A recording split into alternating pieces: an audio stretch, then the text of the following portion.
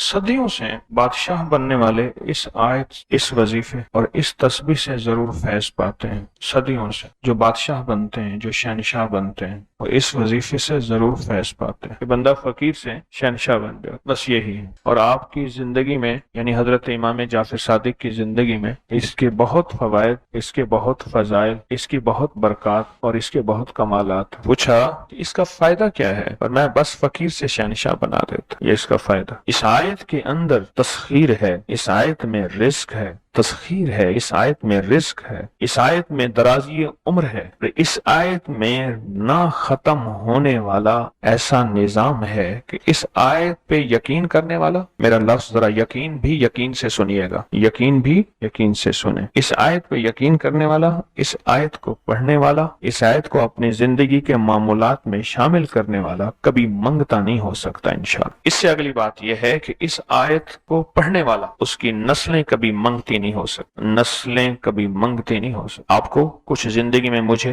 ایسے لوگ ملے ہیں کہ جو رئیس تھے، رئیس اعظم، لیکن ان کی نسلیں منگتی بن گئی، منگتی، بھکاری بن گئی، محتاج بن گئی، مفلس بن۔ اس آیت کے پڑھنے والا منگتا نہیں بنے گا۔ کیوں؟ اس آیت میں، ان دو آیات میں تونگری ہے۔ یہ امام جعفر صادق کا دوسرا قول فرما رہا، جو ان کا فرمان ہے، میں عرض کر رہا ہوں، تونگری ہے۔ اس آیت میں مال ہے، اس آیت میں درازی عمر ہے، اس آیت درازی عمر ہے، اور اس آیت میں غنا ہے، غنا۔ وَأَغْنَنِي بِفَضْلِكَ عَمَّنْ سِوَا، مجھے فضل، مجھے پتا ہے مولا میں غنی ہوں گا تیرے فضل سے۔ وَأَغْنَنِي، محنت سے نہیں، اس فکرے کو خاموشی سے غور سے سنیں۔ وَأَغْنَنِي، میں غنی ہوں گا اگر تو ہوں گا تیرے فضل سے، مجھے کلمہ نصیب ہوگا اگر ہوگا تیرے فضل سے، مجھے قبر میں نکیرین کے سوال و جواب میں آسانی ہوگی اگر تو ہوگے تیرے فضل سے، اور یہاں تک کہ اگر مجھے جنت ملے گی تو تیرے فضل سے ملے گی، جنت بھی اگر ملے گی تو تیرے فضل سے ملے گی، جنت بھی ملے گی تو تیرے فضل سے ملے گی۔ اس آیت میں،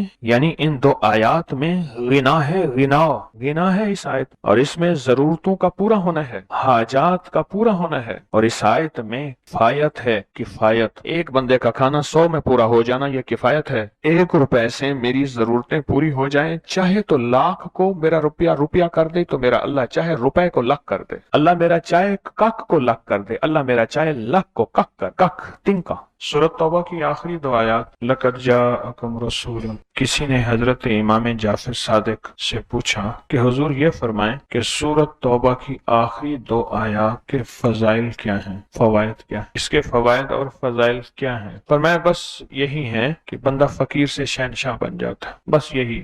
کتنے بڑوں نے، مخدوم نوح صاحب، حالہ سندھ، بہت بڑی ہستی ہیں، مزار ہے، دربار ہے، مخدوم محمد نوح حالہ سندھ میں، ان کی عمر بہت لمبی تھی۔ کسی نے ان سے درازی عمر کا راز پوچھا، فرمانے لگے میری درازی عمر کا راز سورۃ توبہ کی آخری 2 آیات۔ مخدوم نوح صاحب، یہ دعا کیا ہے؟ وَأَغْنَنِي بِفَضْلِكَ عَمَّنْ سِوَا، اور اس کی طاقت کیا ہے اور اس کی تاثیر کیا ہے؟ مثلاً دعا ہے، آقا کی بارگاہ میں ایک شخص مقروض، پریشان، غربت اور تنگ دستیوں کا مارا ہوا، حالات کا ہارا ہوا، زندگی سے بیزار، معاشرے نے اس کو، زمانے نے اس کو چھوڑ دیا، معاشرے نے، زمانے نے چھوڑ دیا، اور حضور کی بارگاہ میں حاضر ہوا تو حضور نے فرمایا تو پڑھ اللہم اکفنی بحلالک عن حرام، اغننی بفضلک عمن سوا، اللہم اکفنی بحلالک عن حرامک، اللہ میری کفایت فرما، کفایت فرما۔ کفایت سے مراد یہ ہے، کبھی وہ ایک بابا جی کہتے تھے کہ نہیں لوڑ دی تھوڑ نہ ہوئے، مجھے جس چیز کی ضرورت ہو وہ ہر وقت مجھے ملتی رہے، اللہ ایسی کفایت فرما، یا کسی کا محتاج نہ رہوں، ایسی کفایت فرما، میں عاجز نہ بنوں، ایسی کفایت فرما، ایک ایک چیز کو ترستا نہ رہوں، اللہم اکفنی بحلالک عن حرامک، پر کفایت کرنے میں میرے ساتھ حلال کے معاملے کرنا، تیری تقسیم ہے، تیری ترتیب ہے، اللہ مجھے حلال بھی چاہیے، ایسا چاہیے جس میں وسعت ہو، اور ایسا چاہیے جس میں برکت ہو، اور ایسا چاہیے جو میری ساری ضرورتوں کی کفایت کرتے، ساری ضرورتوں کی کفایت کرتے۔ میرے پاس وہ حال نہیں چاہیے کہ آج ایک چیز ہے دوسری نہیں ہے، دوسری ہے تیسری نہیں ہے۔ ایک صاحب کے پاس ایجنسی تھی، کہنے لگے ایک دفعہ میاں بیوی ہم روٹی کھا رہے تھے، ایک ٹھنڈا سانس نکلا بیوی کا، میں نے کہا کیا ہوا؟ کہنے لگے کہ جب میدا ٹھیک تھا تو کھانا نہیں تھا، اب بیماریاں روگ لگ گئے ہیں، کھانے لاجواب ہیں. اس وقت غربت تھی، تنگ دستی تھی، دل چاہتا تھا کھانے کو، طبیعت چاہتی تھی راحت کو. اب وہ نہیں ہے. اور جب سے یہ دعا پڑی ہے پھر رب نے وسعت کے دروازے کھولے. اس نے ایک وہ ایجنسی لی تھی جو کوئی نہیں لیتا تھا. بالکل کوئی ایسا ادارہ تھا جس کا سارا نظام ختم ہو چکا تھا. وہ ایجنسی لی، کوئی نہیں لیتا تھا. اس نے لے لی، سستی ملتی تھی، لیکن اس کے ساتھ قدرت کی طاقت تھی، قدرت کی قوت تھی. اللہ کا نظام اس کے ساتھ تھا، اللہ کا نظام اس کے ساتھ تھا. اللہم اکفنی بحلالک عن حرامک.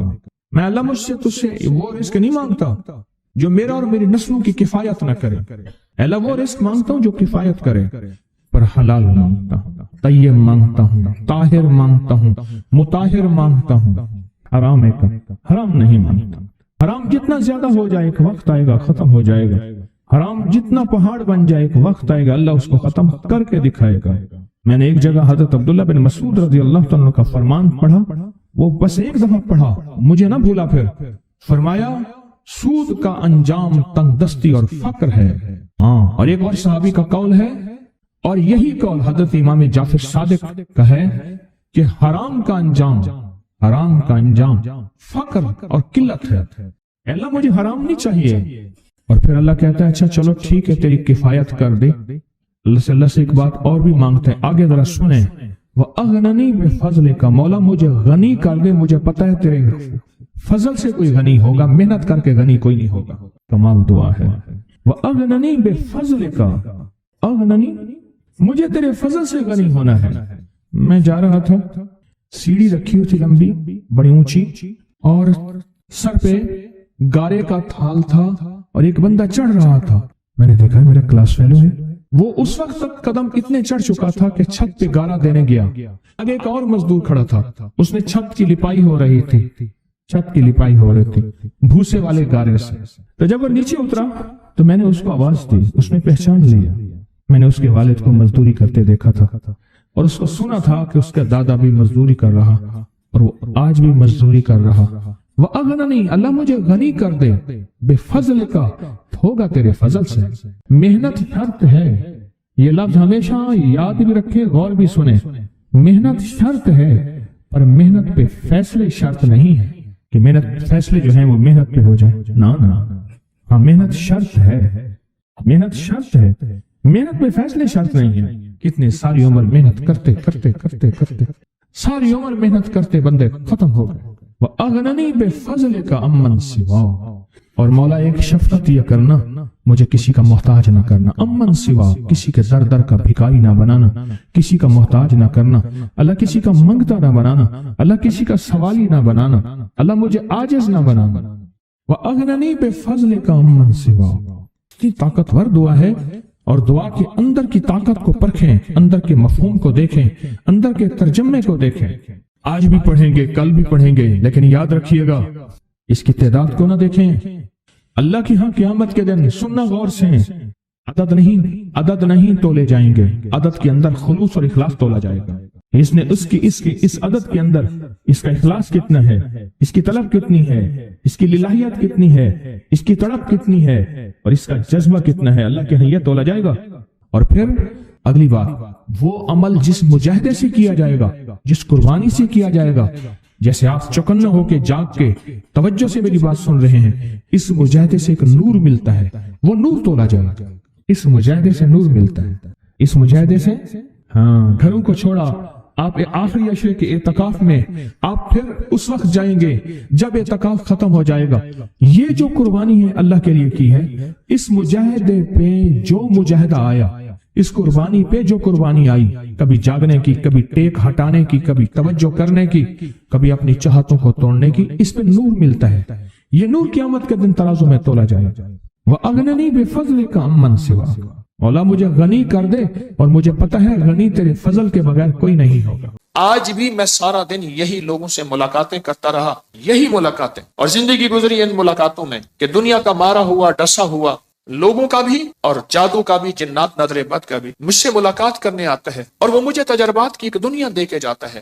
وہ اپنی بات نہیں بتا رہا ہوتا، وہ مجھے تجربات کی دنیا دے رہا ہوتا ہے. کچھ چاہیے ہمیں، اور اتنا کچھ چاہیے کہ ہمارے ساتھ کچھ ہو. میں ہمارے ایک مالی ہوتے تھے والد صاحب رحمت اللہ علیہ کے، وہ پودوں کو نا پیوند کرتے تھے، پیوند کرتے ہوئے پودوں کو وہ حلوہ ہی کھاتے تھے، روٹی کی جگہ حلوہ کھاتے تھے اور بہت کھاتے تھے حلوہ. تو میں انہیں حلوہ دینے گیا تو وہ پودوں کو پیوند کر رہے تھے، تو ایک بندہ آ کے کھڑا ہوا. مجھے تو پتہ نہ چلا کہ وہ بندہ کون ہے، لیکن انہیں پتہ چل گیا.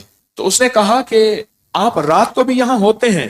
انہوں نے کہا نا، رات کو ہتھیارو بندہ ہوتا ہے، ہتھیارو جس کے پاس ہتھیار. اچھا اس نے کہا ٹھیک ہے. اور یہ گیا. مجھ سے انہوں نے جو لفظ کہا وہ لفظ بھی یاد ہے. کہنے لگا چور ہے، یہ پتہ کر رہا تھا کہ میں ان کے پودے چرا کے آگے جا کے بیچوں. تو میں نے اس کو کہا نہیں، رات کو یہاں ہتھیارو بندہ ہوتا ہے، اسے پتہ چل گیا ہے، اب نہیں آئے گا. اور بلکہ انہوں نے جو لفظ کہا نا وہ لفظ مجھے یاد ہے. کہنے لگا دیکھا نہیں تھا یہاں سے ایسی زیٹم ہوا ہے، زیٹم لفظ یاد. آپ کو بھی مجھے بھی ہتھیارو نظام چاہیے. میرے حضور سنے، میں ایک دلیل دیتا ہوں، میرے آقا سے بڑھ کے حفاظت کی دعائیں پڑھنے والا کوئی ہوگا؟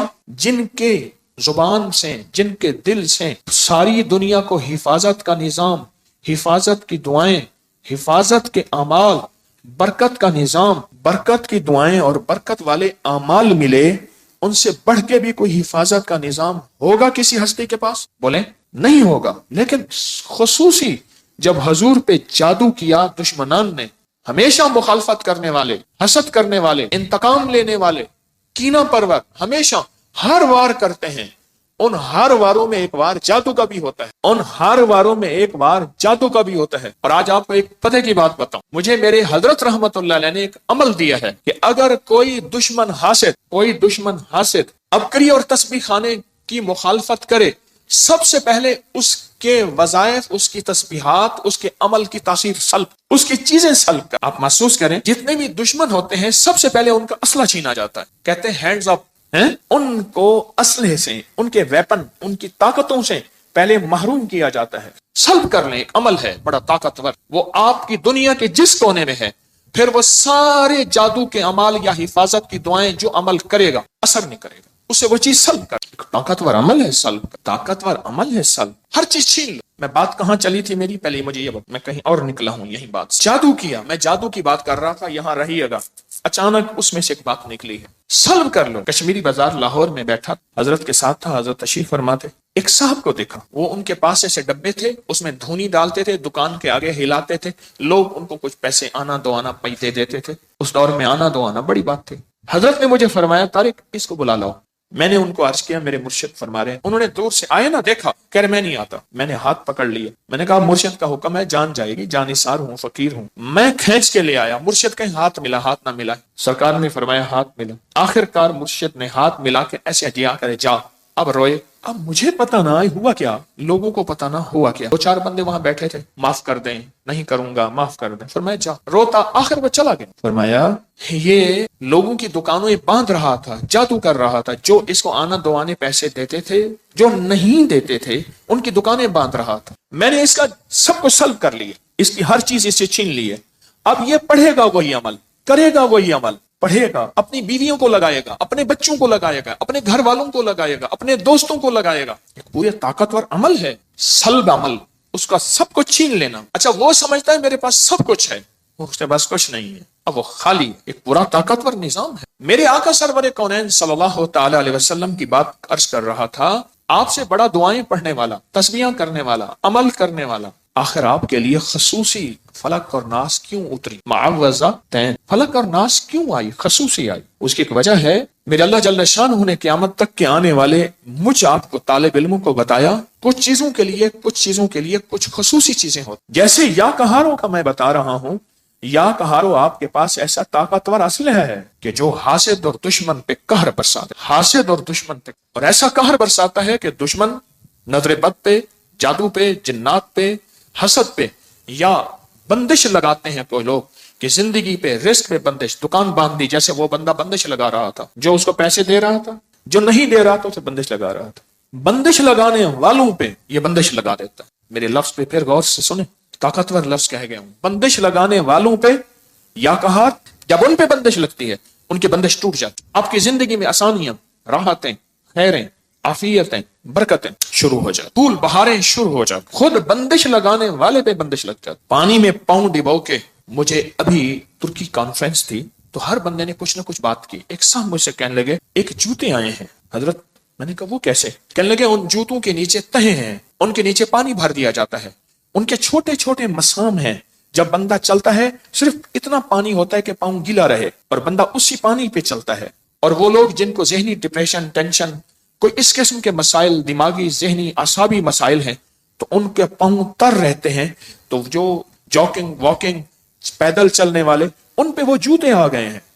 جیسے ایک جوتے آئے ہیں جن کے نیچے نوکیں ہیں، کہتے جی شوگر والوں کے لیے، فلاں بیماری والوں کے لیے۔ اس لیے میرے حضور نے، میرے آقا نے اپنی زندگی میں کبھی کبھی پیدل چلنا بھی سکھایا کہ آپ پیدل بھی چلے، یعنی بغیر جوتوں کی بھی چلے، ننگے پاؤں بھی چلے، پیدل تو ساری عمر چلے، ننگے پاؤں بھی چلے۔ کہنے لگے ایسے جوتے آ گئے ہیں، ایسے جوتے جن کے اندر پانی بھرا ہوا ہوتا ہے اور ہلکا ہلکا اس میں سے مسام ہوتے ہیں، جیسے ہمارا پسینہ نہیں نکلتا ہماری جلد میں سے، ایسے چھوٹے چھوٹے سوراخ ہوتے ہیں، انسان کا پاؤں کا وزن پڑتا ہے، وہ چھوٹے چھوٹے سوراخ، اور پھر ایک راستہ ہوتا ہے، اس میں سے پانی نکلتا جاتا ہے کہ اندر کیچڑ نہ ہو، اس میں سے باہر نکلتا جاتا ہے، پانی بھر دیا جاتا ہے جوتوں میں۔ روح کی دنیا ہے، روحانیت کی دنیا ہے، وظائف، عملیات، تعویذات کی ایک کائنات ہے، یہ ایک نظام ہے پورا، جو بڑے بڑے ولیوں پہ، غوثوں پہ کھلا، کلندروں نقیبوں پہ کھلا، نجیبوں ابراروں پہ کھلا، محدثین فقہا پہ کھلا۔ امام غزالی کی کتاب اٹھا کے دیکھیں، بہت کائنات کھولی۔ امام جلال الدین سیوطی رحمت اللہ علیہ کائنات کھولی۔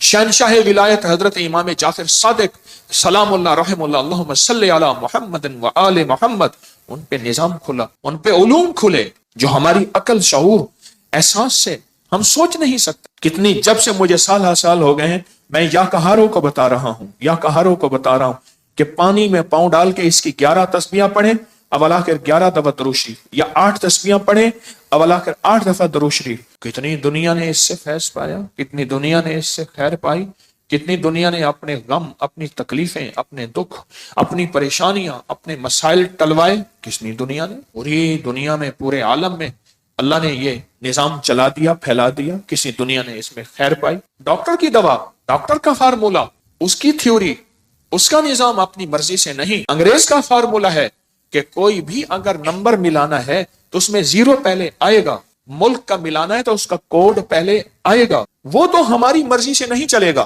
روحانیت کا نظام ہم جس طرح چاہیں چلائیں، لکھ لے نہیں چلے گا۔ اس کے لیے اپنے آپ کو کسی فقیر کے سامنے طالب علم بنا کے بٹھانا پڑے گا، طالب علم بنا کے بٹھانا پڑے، اور طالب علم بن کے بیٹھنا پڑے گا، طالب علم بن کے بیٹھنا۔ مجھے ایک اور واقعہ یاد آیا، حضرت بابا فرید شکرگنج رحمت اللہ علیہ، اصل نام مسعود تھا، اور ماورا نہر، یہ سمرقند، بخارا، تاشقند، یہ ایران تک ایک خراسان ایک پٹی ہے، اب کئی ملکوں میں چلی گئی ہے۔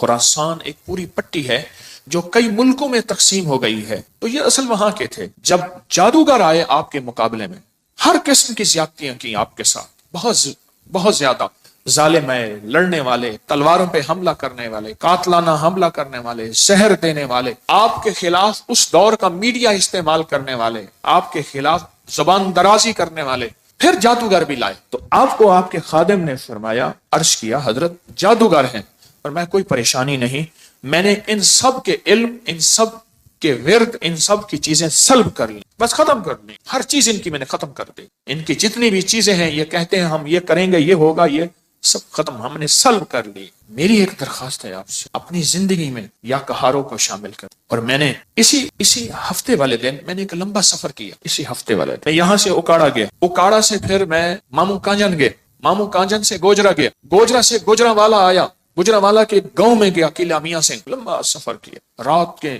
1:15 بجے گھر پہنچا۔ ایک درویش کے ہاں گیا، گوجرا میں، ایک محبت کرنے والے تھے مجھ سے، وہاں کھڑے ہوتے جو میں رویا، اتنا رویا آپ سوچ نہیں سکتے۔ ان کی قبر پہ کھڑا ہو کے، بھائی کی قبر ساتھ تھی جن کا واقعہ میں نے آپ کو سنایا تھا، پھر سنا دیتا ہوں۔ لکھا ہوا تھا ڈاکٹر برکت علی قبر پہ، ان کی قبر پہ نہیں لکھا ہوا تھا۔ گوجرا کے مخلصین مجھے انہوں نے سڑک سے لیا، ہم سیرا قبرستان گئے، پھر ان کے گھر جا کے گوجرا میں نے کھانا کھایا۔ کہنے لگے میں بیمار ہو گیا، تو درویش جن کی قبر پہ میں گیا، ہم بیمار ہو گیا، میرے بیٹھے بیٹھے نا ناک سے ایسے خون گرنا شروع ہو جاتا تھا۔ علاج، معالجہ، سنت ہے، ٹیسٹ کرایا، فلاں سے کچھ نہ ہو۔ وہ عمل جو میں بتاتا رہتا ہوں کہ کسی بھی اپنے پیارے کو خواب میں دیکھنا ہو تو خواجہ حسن بصری رحمت اللہ علیہ کا 4 رکعت نماز پڑھیں، فاتحہ کے بعد اللہ کو متکاثر 4 رکعت اکٹھی پڑھیں، سلام کے بعد ایک تسبیح درود پاک پڑھتے پڑھتے سوچ۔ پر میں نے کیا، اپنے بھائی سے علاج پوچھا، بھائی پہلے فوت ہو گیا تھا، ان کی قبر ساتھ، تو میں نے بھائی سے خواب میں پوچھا بھائی ایسے ایسے میرے ناک سے خون بہنا شروع ہو جاتا ہے. تو بھائی ہومیوپیتھک ڈاکٹر تھے. تو کہنے لگے فلاں کے پاس جائیں, اسے کہیں فلاں طاقت کی یہ دوا ایک پوری آپ کھائیں گے ٹھیک ہو جائیں. صبح اٹھا تو ہومیوپیتھک ڈاکٹر کے پاس گیا. میں نے کہا اتنی طاقت کی ہومیوپیتھک کی ایک پوری بنا دیں. تو پوچھا حاجی صاحب کس لیے کھائیں گے؟